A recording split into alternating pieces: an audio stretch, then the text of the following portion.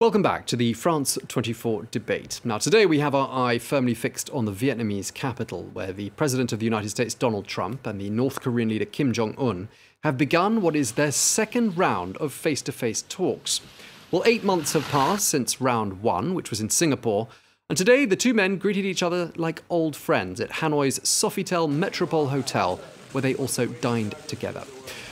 Well, back in June, at their historic first encounter, Kim Jong-un signed a document in which he promised to work towards the denuclearization of the Korean peninsula.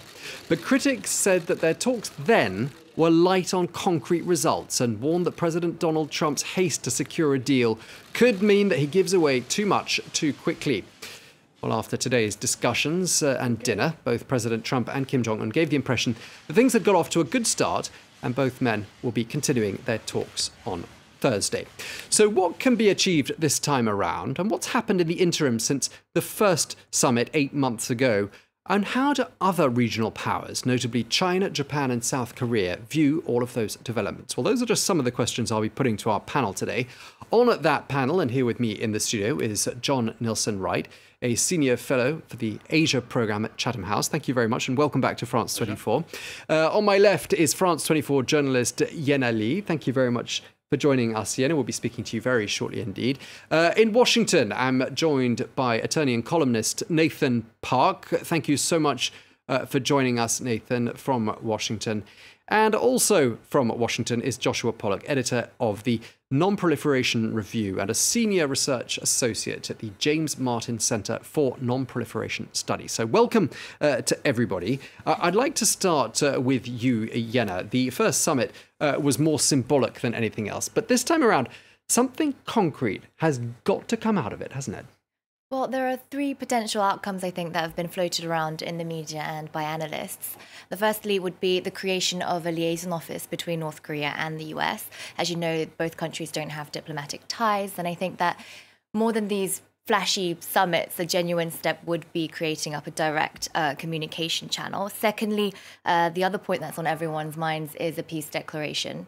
Critics might say it's just symbolic and doesn't amount to much.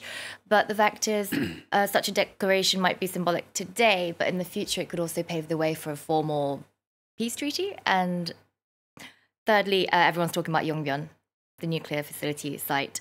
A roadmap to shutting it down could be proposed tomorrow, in which case Trump may propose an incremental easing of sanctions. But then again, Trump's been receiving a lot of pressure back in Washington from hawks, but also from Democrats saying that we're giving too much away for too little. Those were some of the key outcomes that we'll be keeping an eye out for in Thursday's final statement. Until then, here's a wrap of day one of the Hanoi summit. They meet again. The President of the United States and the North Korean leader have been reunited after 8 months. Donald Trump and Kim Jong-un are both optimistic that the Hanoi summit will be a success. I'm confident that there will be an excellent outcome, that everyone welcomes, and I'll do my best to make it happen. I think that your country has tremendous economic potential, unbelievable, unlimited. And I think that you will have a tremendous future with your country, a great leader. And I look forward to watching it happen and helping it to happen. And we will help it to happen. The two leaders had a one-on-one chat for around 20 minutes before joining their aides for a sit-down dinner. These are the key players who will participate in negotiations all day Thursday. Both sides say they're eager to denuclearize the Korean peninsula. At the heart of the issue, curbing Pyongyang's nuclear program in exchange for sanctions relief. The summit itself is taking place in Hanoi, a potential nod towards the Vietnamese model for North Korea. Kim's top officials went to the industrial city of Haiphong on Wednesday, visiting local car factory VinFast that could be an inspiration for Pyongyang leaders in the years to come. Okay, thanks for that report, Yenna. Let me turn to you, first of all, John Nielsen-Wright. The last summit, which was held in Singapore in June, that was 8 months ago, lots of fanfare, historic pictures, two improbable pictures, figures that we didn't never ever imagine we would see together on the world stage. I'm just wondering, since Singapore, what's been happening? Well, there's been a lot of back and forth, a lot of meeting by junior officials. And apparently, we've seen Donald Trump retain an interest, and that's really something we shouldn't underestimate. The fact that Donald Trump, famous for being distractible, a lot of speculation that he's gone to this meeting partly to get away from his difficulties at home. But we do know that there have been efforts, North Korean officials visiting Washington. So clearly some form of practical discussion, but the devil will be in the details tomorrow. And I think, as you were explaining, we saw a lot of speculation about what might come out of this deal or this meeting. Donald Trump, I think, has been deliberately lowering expectations. He's moved away from talking about a comprehensive deal. And I think that's partly a reflection of just how difficult this is. Because there's no evidence, I would say, at this stage that the North Koreans are serious about giving up their nuclear assets. Why would they? They've achieved so much. Kim Jong-un is getting what he most desperately desires, which is recognition and a meeting with the most powerful man on the planet. What's not to like from a North Korean perspective? Okay, well, let's go to Nathan Park in Washington, because, Nathan, I mean, one thing we have to credit the resident of that building behind you for is the fact that these last 8 months, there haven't been any missile tests. There haven't been any exchanges of rather unpleasant nicknames like Rocket Man and Dotard, which is a new word for all of us. That's an achievement, isn't it, on the part of President Donald Trump? It is, I would say so. And in the last 8 months, this is a very subtle but significant change that happened with the U.S. stance. After Singapore, as of Singapore rather, the U.S. stance was to have denuclearization first, then enter into some type of normalization process, some type of peace treaty to end the Korean War as a formal matter. And we have seen that in the interim 8 months, that the priority have shifted inversely, and it align the U.S. position with the South Korean position, which is to start with the peace process first, embed the denuclearization process as a package for overall reduction of tensions. So coming around to that view is no small thing, I believe, and being able to go through this summit and hopefully come out with the end of war declaration or peace declaration, as many are expecting, it would be no small thing. Indeed. And let me just cross now to Joshua Pollock. Sorry to come to you last. But I mean, this all just goes to show that, 70 years more or less of isolationism has been the wrong approach to North Korea. That hasn't worked. We're now seeing the first things that you might describe as results. Fair point? No, I wouldn't say that. There have been talks between the United States and North Korea since the early 90s. And we've had previous periods of peace and quiet. So simply the absence of nuclear tests or missile tests, while it is certainly a welcome change from the last few years, does not in itself represent a breakthrough. I think there's room for different opinions on the merits of Trump's approach, but engaging with the North Koreans is by no means novel. There's a long record of agreements with them. Yeah, just looking at the pictures of the two men side by side there, Joshua, what is different this time around, however, is the style of rapport those two men seem to have with each other. They talk about each other as being friends. The media talks about this as being a bit of a bromance. Do you think this personal bond is genuine, and do you think it can be used to the advantage of the cause here, which is peace on the Korean Peninsula? Well, that's up to the leaders. I do think that whether it's genuine is beside the point. Both of the leaders, Kim and Trump, see each other as their ticket to getting a win out of engagement. The North Koreans have made it very clear that they hold the State Department in low esteem. They don't like the negotiating positions they've been confronted with, and they far prefer to do business with the president directly. The president, for his part, enjoys the attention. He enjoys being able to portray himself as capable of pulling something off that his predecessors could not. So it works for them both. Anything else I think is speculation about what's really on their minds, and who's to say. But we can see it's in their mutual interest to proceed this way. This is definitely a departure to do business at the leadership level. And the main criticism of this process, I think, is that it is too centered on the leaders, that there's really no time to achieve substantial understandings prior to these summits when everything is centered on the summits. Okay, let me ask you, John Nielsen Wright. I mean, do you think that this whole business of those two men seemingly liking each other is mere speculation and perhaps a bit of a distraction from the realities that need to be confronted? Well, we know that Donald Trump has an affinity for authoritarian leaders. We saw that in the meeting in Helsinki with President Putin. We've seen this repeatedly. I think it's quite striking that at a time when Donald Trump is talking about doing what's best for the interests of the people of Iran and Venezuela, we've heard precious little about the people of North Korea. Lots of talk about Vietnam as a model for economic development. So I suppose indirectly there's a sense in which this might offer something that might benefit the North Korean people. But the worry I think a lot of us feel is that, as we've seen with a lot of Asian leaders, we've seen it with President Moon, we've seen it to a degree with Prime Minister Abe, and I think we're seeing this very clearly with Chairman Kim, the ability to flatter, to cajole, to persuade, to woo Donald Trump, if you like, by appealing to his ego and his sensibilities. That's a big worry. And we need to worry about what may happen when the two men meet face to face without any of their advisors present.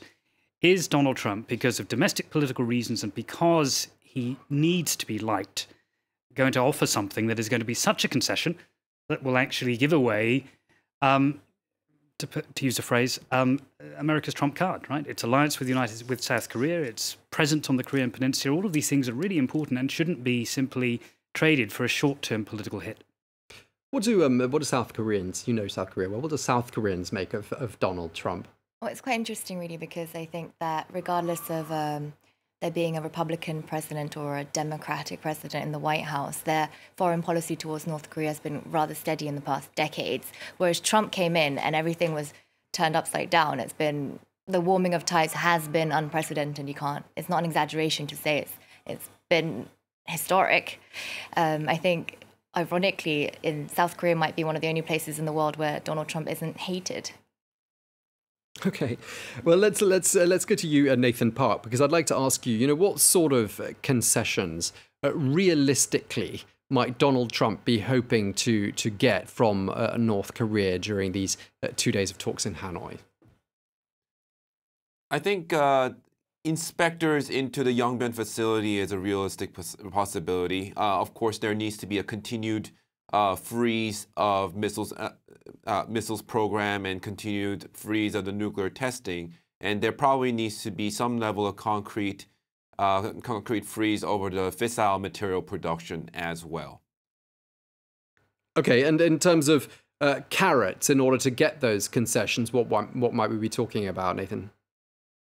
On the other side, the United States could offer the end of war declaration. The U.S. could also offer selected exemptions of sanctions, especially in the inter-Korean economic project. There's a meaningful call between South Korean President Moon Jae-in and President Trump prior to this Hanoi summit. And Moon Jae-in specifically told President Trump that you should use South Korea's willingness to help as a leverage.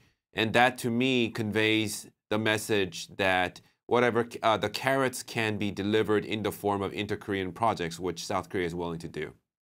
And Joshua, what are your thoughts on the carrots and the possible concessions? What stands out for you as being most important here?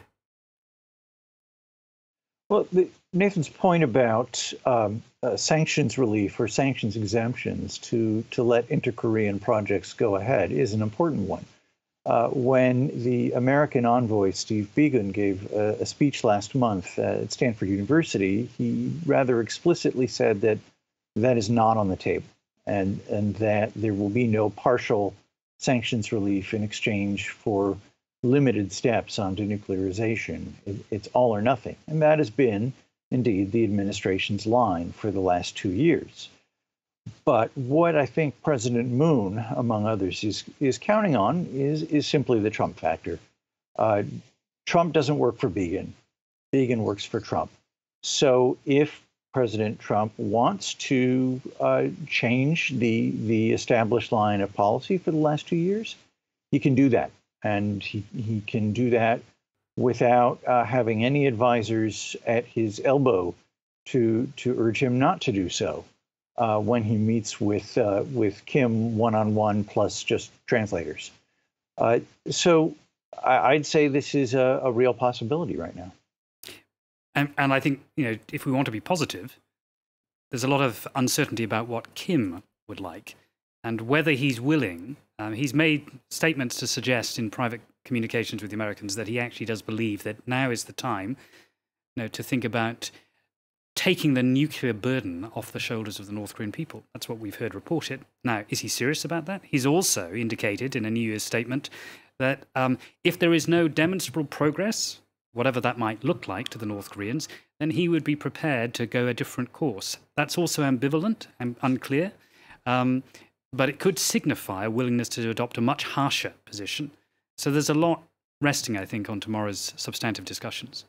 Let's just be clear, any sort of idea of unilateral disarmament by the North Koreans, it's a complete pipe dream, isn't it? Absolutely. I mean, there will be no unilateral willingness to give up those assets, but there's a potential to trade, and it depends really on how much Donald Trump can be persuaded to offer something that is sellable to the North Korean public. It's an authoritarian regime. There is, however, public opinion, and there are the opinions of people close to Chairman Kim, and Chairman Kim's own long-term vision of the future of his country. That's why, of course, Hanoi is being presented in Vietnam as a potential opportunity. Exaggerated, I would say. I think there's too much emphasis placed on that, but Donald Trump clearly is thinking in those terms. We've mentioned this a couple of times, or it's come up in conversation so far already once or twice, this whole idea of how peace could be declared on the Korean Peninsula. Not a formal peace treaty, but peace being declared. And I'm just wondering why that would be a significant achievement from these talks in Hanoi. Let me put that to you, Nathan Park, in Washington. Why would that be so important? Right. As a practical matter, it doesn't necessarily change the realities on the ground right away, because the Korean War ended in ceasefire in 1953, and there's only been sporadic, localized skirmishes since then. So it's not as if there's an active ongoing war. But it is nonetheless very significant in a sense that the Korean War, even though there is no active fighting, it forms sort of the assumption of the way in which North Korea is organized, because it is organized as a constant garrison state, and it justifies its existence. The Kim Jong-un regime justifies its existence and its suppression based on the fact that there is this ongoing war against the, quote, American imperialists and, quote, the South Korean puppets of those American imperialists. So declaring the war is over will take away those rhetorical points, and I believe that will eventually grow into something significant, even if it may not amount to much as a practical matter right as of now. Yeah, let me put that to you, Yenna. I mean, as someone who's spent time in South Korea, how psychologically important would it be that peace is declared on the peninsula? I think it would be very symbolic. It's very significant. President Moon Jae-in himself said a couple of days ago that he's really urging both sides to do this, because as he reminded everyone, South Korea and North Korea already stated an end to hostilities during their last summit in September between themselves. South Korea and China have normalized their ties in 1992, I think, and they're the only two countries that are left, the two participants of the Korean War, who haven't officially said out loud that it's an end. It would be a win not only for North Korea, but also for South Korea, because Moon Jae-in has a lot riding on summits like this. He's centered his whole term, his whole mandate around peace on the peninsula, and his legacy too rides on the outcome of tomorrow's summit. Okay, we began the first half with you, Yenna, and we're going to end the first half with you. That's it for the first half of the France 24 debate. Don't go away.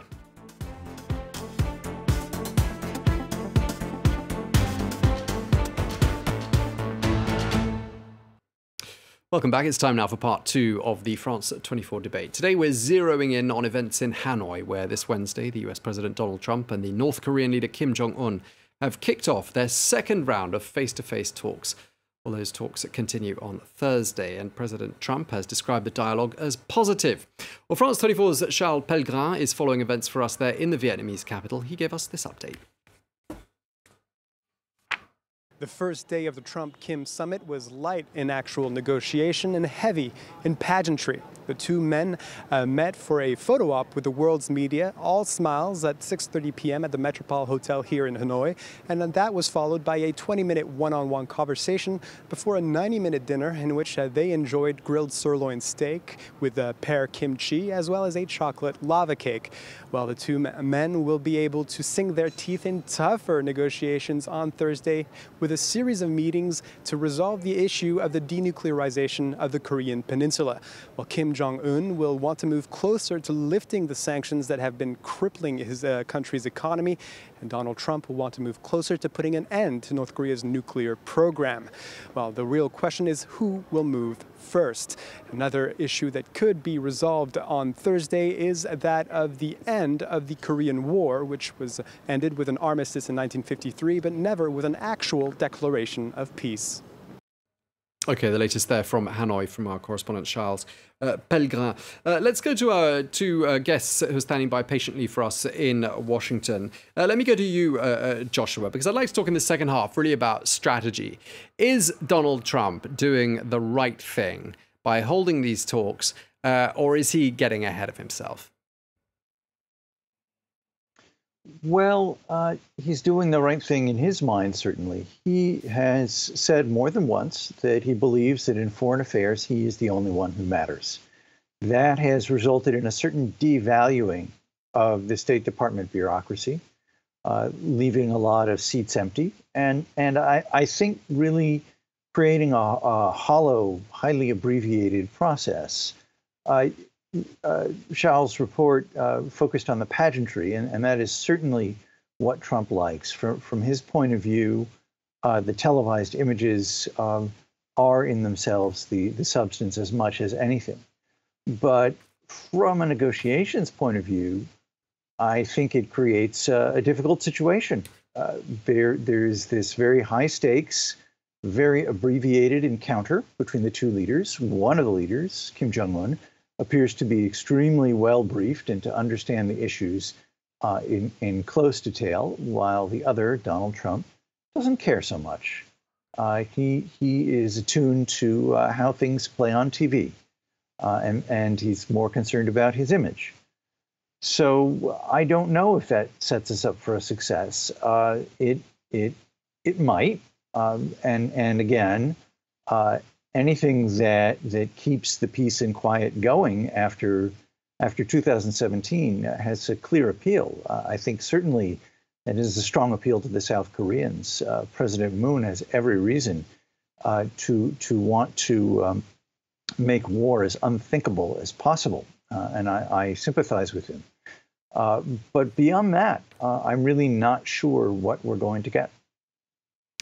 Let me go to you, Nathan, also in Washington, because there are a lot of people there in DC who do not agree that President Donald Trump should be shaking hands with Kim Jong-un and treating him like an old friend. And strategically, it might have been better for him to have that handshake when there's something that's really concrete and that's been set in stone, signed off, and totally agreed on by all sides.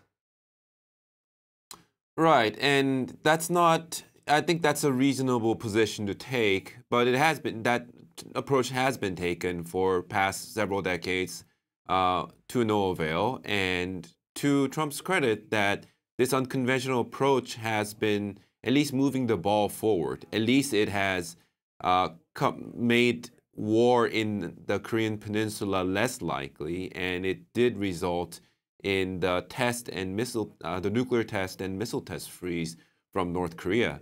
So I wouldn't say it's completely devoid of substance, but of course it can be done better. And to his credit, I feel that Hanoi summit is being done better than the Singapore one. At least there has been, the Hanoi summit was preceded by some level of working level talks led by Special Representative Began, who seem to have have made a little more headway than the State Department prior to the Singapore summit.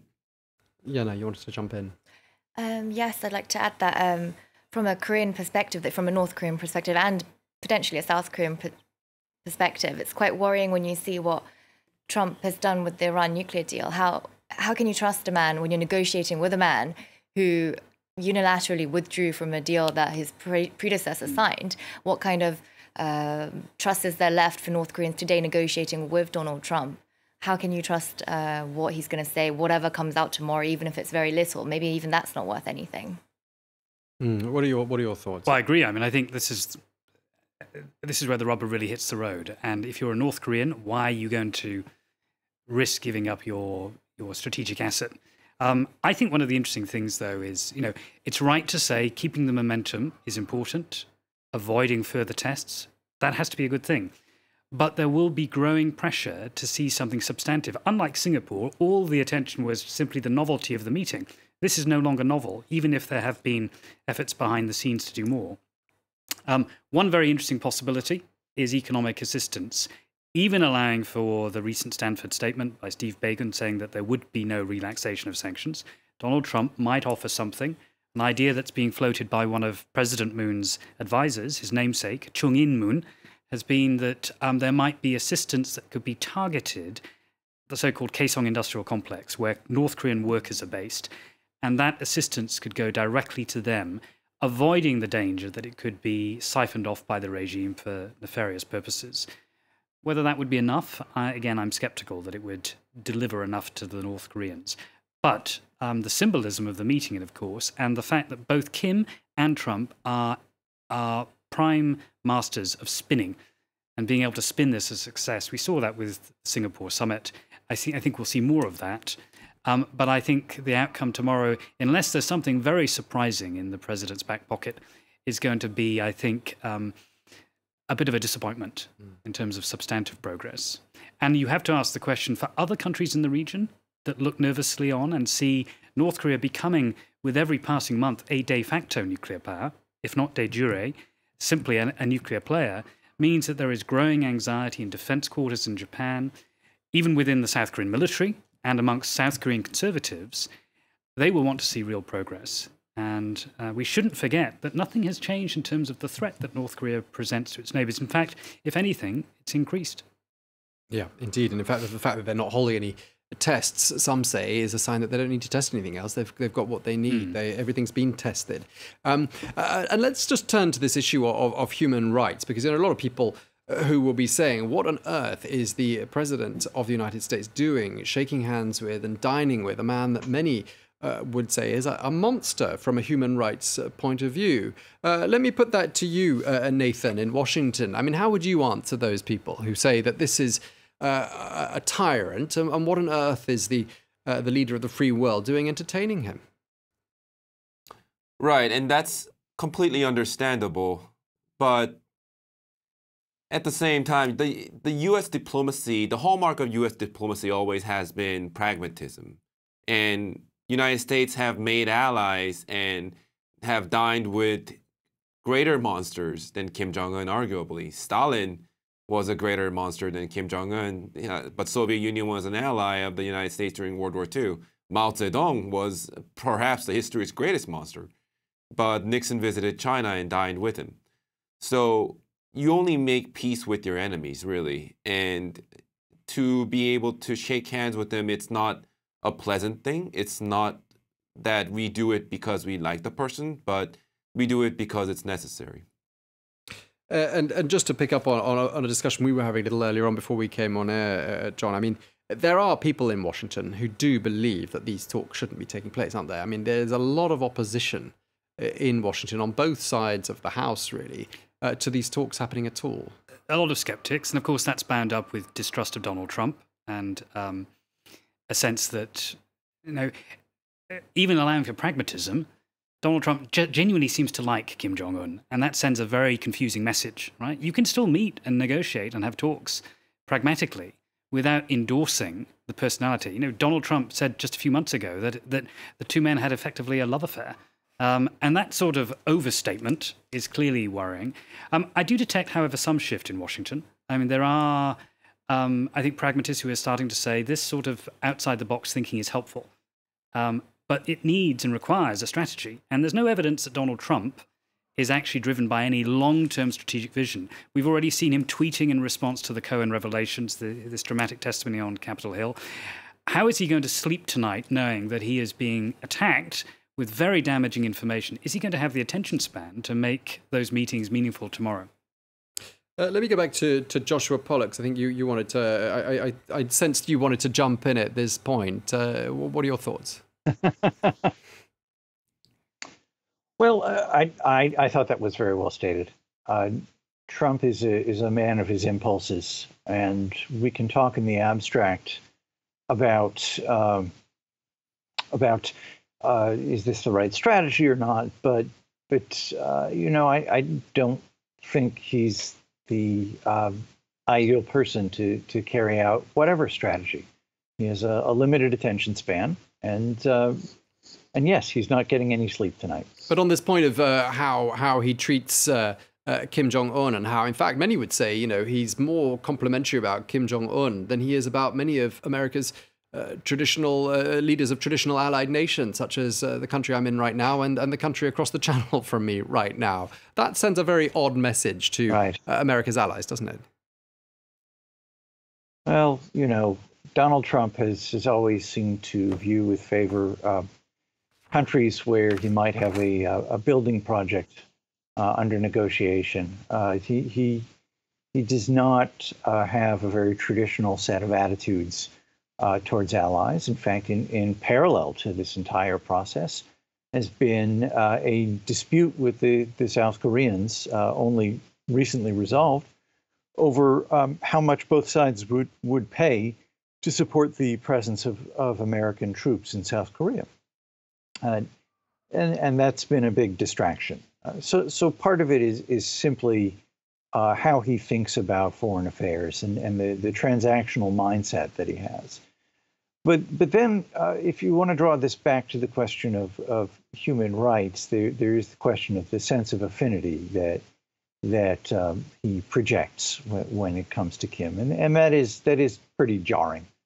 Notwithstanding what Nathan said about the ultimate pragmatism of American diplomacy, that's certainly not how we think of ourselves. There has been in Washington, I think, a connection between the non-proliferation community, which has opposed North Korea's nuclear program, and the human rights community.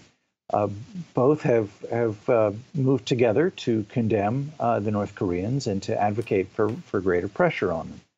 But now we come, it seems, to a parting of the ways, because human rights are now simply taking a back seat as far as this administration is concerned, and there's really no linkage anymore between these issues. Did you want to jump in? Yeah, just to say that, I mean, we shouldn't forget in all of this that, you know, it's not only the leaders at the top who've changed, but North Korean society has changed. And we're seeing, certainly amongst the elites in Pyongyang, an appetite for contact with the outside world and an appetite for engagement in business. Now, if Donald Trump can facilitate a willingness on the part of North Korea to open up in both directions, right? Not only to have foreigners go to North Korea, but also to have North Koreans, whether they study abroad or whether they get training in economics. They've been to Hanoi in the past with the support of the Swedish government. That sort of long-term thinking could establish a foundation for incremental change from the bottom up. And we shouldn't forget, of course, that Kim is a man in his 30s with his own experience of the outside world. It's very hard to say how committed he is to really genuinely opening up his society. But if he wants economic prosperity, he's going to have to do that. And that might offer, if we take a much more patient long-term view beyond, hopefully, the presidency of Donald Trump. I'm assuming, I'd like to think it's only a one-term presidency, or maybe even shorter. But if he's the catalyst for improving conditions, we should be positive and optimistic. And Nathan, I mean, I'm just wondering, you know, supposing this does happen and, you know, this is a catalyst for marvelous diplomatic breakthroughs and things just go from strength to strength from here. I mean, might we be looking at, you know, later on down the line, the prospect of a reunification on the Korean Peninsula. And that being the case, I'm just wondering what sort of appetite is there for a reunification, do you think, from a South Korean point of view? That's a really good point. And just to add to that really well-stated point about the possibility of opening up North Korea leading to changes from the bottom up, one important point that North Korea has that no other country has is it has South Korea right nearby, and the North Korean people can very well easily imagine themselves in South Korean people's shoes and say, well, what went wrong with our country? And the more they see that, they will start thinking that maybe the historical trajectory they have been on was the wrong one. So maybe it won't even be a gradual bottom-up change. There's a real chance for a sudden bottom-up change where the Kim Jong-un regime falls suddenly, like the way Gaddafi regime did. But down the line, with South Koreans, we've come to a point where the division has been going on for 70 years, such that South Koreans are now starting to worry a little bit about how much it will cost to reunify and develop North Korea and bring up North Koreans' standard of living to theirs. And in this sense, the South Korean President Moon Jae-in has been very shrewd in this. He has been giving out two sets of messages when he's talking to North Korea versus South Korea. North Korea, he talks about sort of this Korean, sort of a pan-Korean nationalism of the point of how division was this historical tragedy and this was not how it was meant to be. Whereas when he faces his South Korean audience, he always talks about the possibility of economic development, the possibility that this billion-dollar project in the railway that would go through Korean Peninsula, for example, will open up a lot of interesting investment opportunities. Yeah, and in fact, the venue that they've chosen for their talks, Vietnam, President Trump says he's chosen it, well, he's partly chosen it for this very reason, because he says it just goes to show the, and I quote, awesome economic potential for the DPRK, that Vietnam is a country that perhaps North Korea could aspire to be more like in the future. And let me just put that to all of us, all of our guests. Is that a useful point of comparison? Is that a useful analogy? Why don't we go to you, Joshua? I have mixed feelings about that. I think that the North Koreans are quite wary of the language that the Americans have used about making the country prosper. They are interested in prosperity, but they're also interested in maintaining ideological control. The truth is that social and economic change has been underway in North Korea since the 1990s, and the North Korean leadership has struggled to maintain its grip on that process, whether it is markets or it is foreign media penetrating the country or foreign goods. So when we look at the approach that Kim Jong-un is taking, he seems to prefer highly localized, controlled venues for exposure to trade partners, whether it is the Kaesong Industrial Complex or various tourist sites. It is not giving people from outside free rein to go anywhere and trade anything and so forth. So I think that when it comes to engagement and to opening of the economy up, it's actually going to be, at best, a highly controlled, constrained process, precisely to avoid scenarios of rapid change. Okay, we're fast running out of time. Let me just come back to the studio. John, let me put this to you. There's a real risk, isn't there, that these talks are simply going to hit a stalemate and the whole process is going to fizzle out. That's a danger, isn't it? There's a danger, but I do think the appetite on the part of both leaders is to get some sort of tangible progress that they can present as success. It may be small, but if they're able to do that, I think that's a good sign. What I would remind viewers of is that a lot is happening on the ground, particularly between the two Koreas. Military-to-military contact, confidence-building measures, efforts to demilitarize the so-called DMZ. one of the most fortified pieces of real estate on the planet. That's not insignificant, and growing confidence between Koreans should be welcomed. Whether Donald Trump is aware of that is another question, whether he really takes that sort of change seriously. But I think, don't forget the smaller middle powers who have been real catalysts, and the role of personal leadership. Moon, Kim, and others, I think, have been very important actors in this process. OK, we've almost got no time left, but let me just put this last point to you, Nathan Park. Is there a possibility in all of this that President Donald Trump is going to emerge, as he's hinted he might, with a Nobel Peace Prize? Oh, my goodness. Well, Abe Shinzo of Japan and Moon Jae-in of South Korea seem to think that Trump might deserve the Nobel Peace Prize. And honestly, when we take a historical perspective, there are 30-year wars or 100-year wars. Well, the Korean War has been going on for nearly 70 years. So if Donald Trump does end the 70-year war, then I think we can fairly consider that possibility. OK, you have had the last word. Thank you very much indeed, Nathan Park, attorney and columnist in Washington. Thank you for speaking to us. Thank you also to Joshua Pollock, editor of the Non-Proliferation Review. Thank you to you. And thank you to my studio guests, John Nilsson, Wright, Senior Fellow at the Asia Programme at Chatham House, and also to our very own Yenna Lee. Thank you very much indeed to you. That's it from us. That was the France 24 debate.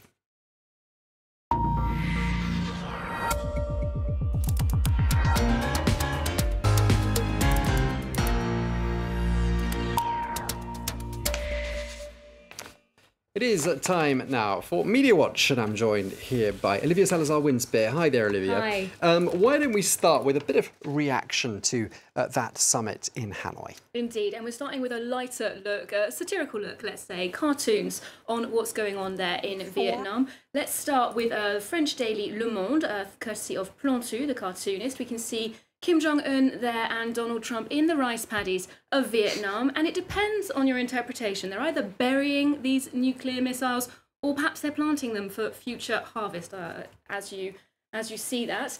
And then doing the rounds on American social networks, we've got this cartoon here of the two leaders following Michael Cohen's public testimony today. And you've got Donald Trump saying to his North Korean counterpart that everything his former lawyer is saying is lies. And Kim Jong-un replies by saying, "I killed my uncle and half-brother. You don't need to pretend around me." So that's very biting satire there. A comic take, as always, from The Onion, saying that Trump is laying a wreath at a site where he would have died during the Vietnam War if he weren't rich. And that brings us back again to Michael Cohen's speech today, in which he said he was asked by the president to diffuse some of the bad press surrounding the fact that Trump was exempt from the draft, which cost tens of thousands of young American men their lives. And Cohen revealed today that he asked for medical proof of Trump's exemption, which he never received. He was never shown why he was unfit to serve in the army.